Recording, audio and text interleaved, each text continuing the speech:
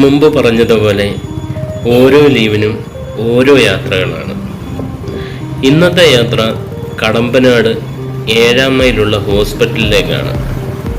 കൂടെ മോളും മോനും ഞാനും. അല്ലറ ചില്ലറ ആരോഗ്യ പ്രശ്നങ്ങൾ ഉള്ളതിനാൽ ഞങ്ങളെല്ലാവർക്കും തന്നെ ഡോക്ടറെ കണ്ടേ പറ്റൂ. എന്താ ചെയ്യുക? ഈ കാണുന്നതാണ് ഹോസ്പിറ്റൽ. അകത്തെ വീഡിയോ എടുക്കാൻ സാധിച്ചില്ല. ഡോക്ടറെ കണ്ട് മരുന്ന് മേടിച്ചതിന് ശേഷമുള്ള നിപ്പാണ് ഈ കാണുന്നത്. എന്താണ് കാര്യമെന്ന് മനസ്സിലായോ? ഇനി എങ്ങോട്ടാണ് അടുത്ത യാത്ര എന്നുള്ള പ്ലാനിങ് ആണ്. മോന് പാർക്കിൽ പോകണം. രണ്ടുപേർക്കും അഭിപ്രായമുണ്ട്.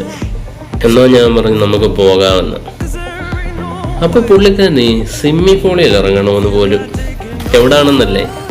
ഇങ്ങോട്ട് വന്നപ്പോൾ ആള് അടൂർ ഗ്രീൻ വാലി കണ്ടു.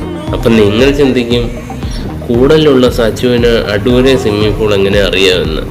എന്നാൽ അറിയാം. കുറേ കാലം മുമ്പ് കോവിഡ് കാലഘട്ടത്തിൽ ഞാൻ ഓട്ടോ ഓടിക്കുന്ന സമയം, ആ സമയം കൊറോണ ടെസ്റ്റ് ഇവിടെ വെച്ചായിരുന്നു. അന്ന് കണ്ട ഓർമ്മയാണ്. ഇത്രയും ഓർമ്മ പഠിക്കുന്ന കാര്യത്തിലില്ല കേട്ടോ. എനിക്ക് പൊതുവേ ഈ കുഞ്ഞുങ്ങൾ വെള്ളത്തിൽ കളിക്കുന്നത് ഭയങ്കര പേടിയാണ്. അതിനാൽ തന്നെ അവിടെ കയറാൻ നിന്നില്ല. ലച്ചുവിനോട് ഞാൻ നേരത്തെ കാര്യം പറഞ്ഞായിരുന്നേ, സച്ചിക്കോട്ടൻ്റെ ശ്രദ്ധ തിരിക്കാൻ വേണ്ടി വർത്താനം പറഞ്ഞുകൊണ്ടിരിക്കണം, അവിടെ ഇവിടെയൊക്കെ കാണുന്നതൊക്കെ പരിചയപ്പെടുത്തി കൊടുക്കണമെന്നൊക്കെ. അങ്ങനെ എവിടെ അടൂർ ടൗണിൽ വന്ന സമയത്ത് റൗണ്ട്സും ഗാന്ധി സ്ക്വയറും അത്രയും പഴക്കം ചെന്ന ആൽമരവും ഒക്കെ കാണിച്ചു അവനെ എക്സൈറ്റഡ് ആക്കിക്കൊണ്ടേയിരുന്നു. അങ്ങനെ ഒരുവിധം ശ്രദ്ധ തിരിച്ച് ഞങ്ങൾ കലഞ്ഞൂരിലെത്തി. നേരെ ഇലക്ട്രിസിറ്റി ഓഫീസിൻ്റെ അടുത്ത് വന്ന് വണ്ടി നിർത്തി കറണ്ട് ബില്ലടയ്ക്കണം.